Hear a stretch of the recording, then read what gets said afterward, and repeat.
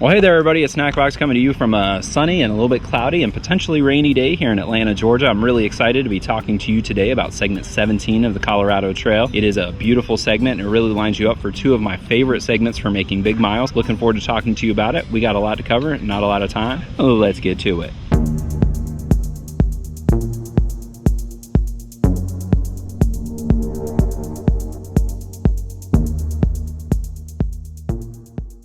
So segment 17 of the Colorado Trail goes from Sargents Mesa all the way to US Highway 114. This segment is 20.4 miles long. It's about 2,800 feet of elevation gain and 4,800 feet of elevation descent. That is knee-breaking hard. That is a lot of descent, so be ready for that. Again, I told you a couple of sections ago that it's time to fall in love with those trekking poles. If you have taken my advice at this point, you will be calling your attorney and asking them to put me in your will because you were so grateful that I told you to get a pair of trekking poles, because this segment is a knee buster. But it's also really beautiful. There are a lot of really interesting patches through here. We have to take a little bit of a different approach to it. So let's get into those tips and tricks here. We talked a lot in the last segment about water, and I told you that one of the things that makes this segment and the previous segment a little bit challenging is that water availability is pretty scarce. That holds really true in this segment, as there are only two reliable water sources throughout the course of that 20.4 miles. And one of those water sources is Baldy Lake. About 7 miles into the segment, there's a side trail down to Baldy Lake. This is similar to when I talked to you about the Tank 7 Creek in the last segment, where if you plan to camp there, you need to get there early because there aren't many campsites around it. It's a beautiful lake, but typically it probably has maybe 3-4 good sites for camping, and then everybody else is going to end up sleeping on rocks or on heavy slopes, that kind of thing, if you decide you're going to stick it out there. So my first tip is don't camp at Baldy Lake unless you get there early. If you get there early, great. If you get there later,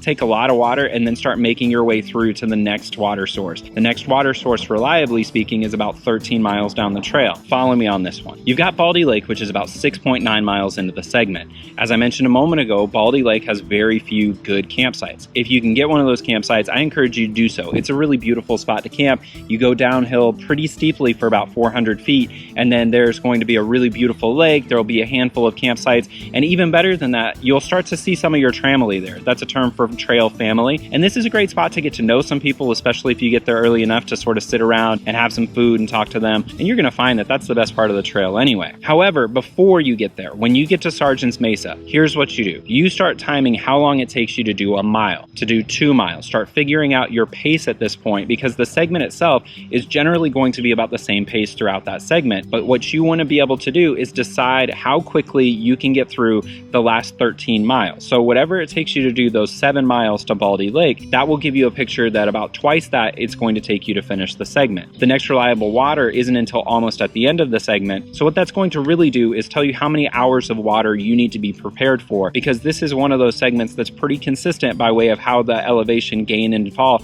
is distributed, with the exception of the very end, which is going to fall off. All this is to say, start timing your mileage at the start of the segment so that you can figure out how much water you need to finish the segment after Baldy Lake, the last 14 miles, 13 miles or so. You get the idea. My third tip for this segment has to do with that last water source, Lujan Creek. Lujan Creek is a great place to start filling up that water, making sure you have a lot of clean water. When we get into the next segment, one of the real challenges is that some of the water is present.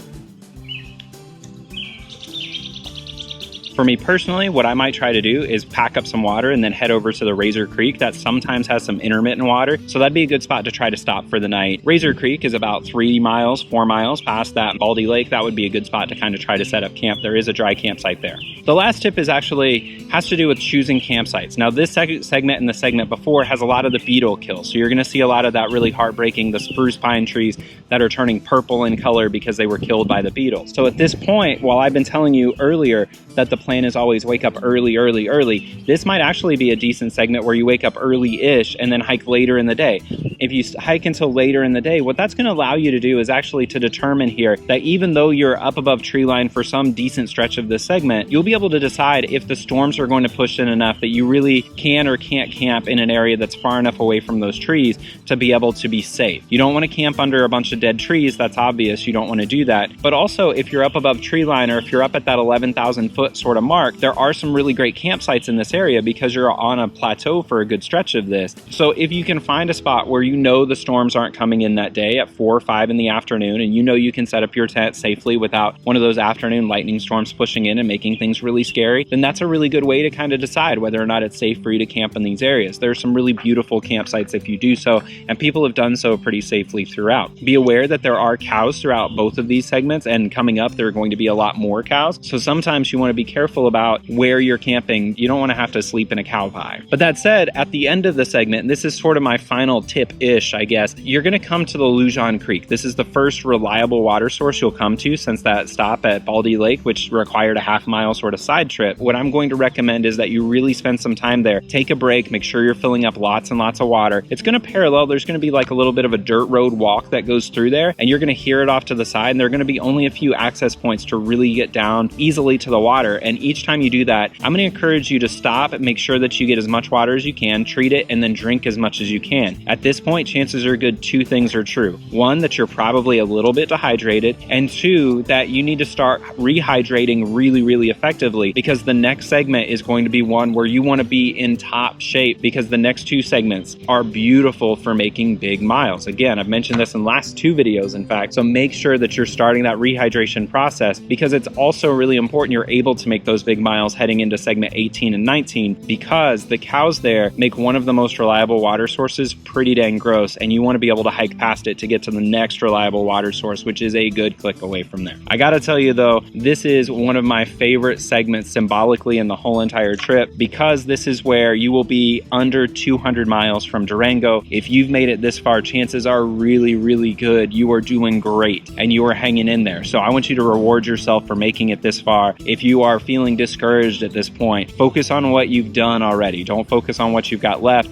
Focus on what you've done. This is a great segment for building friends. This is also where I met a couple of the folks that I consider really good friends. You may actually get to meet some of them in a future video. So I'm really excited about this segment. This is where a lot of those friendships really start to grow, and you start to get to know each other and figure out what each person is like. I think this is a great segment for everybody. I hope you're getting excited about it. I sure as heck am. I hope you'll click like and subscribe there. I also hope that you will send me a message at Backcountry Champion on Instagram so I can get an outside comfort zone sticker in the mail to you. I'd love to send one to you. You don't even have to follow me on Instagram. It's just my way of saying thank you for being part of this community, and I'm looking forward to getting to know many of you more in the future, and hopefully getting to meet some of you on the trail this summer, somewhere between Denver and Durango.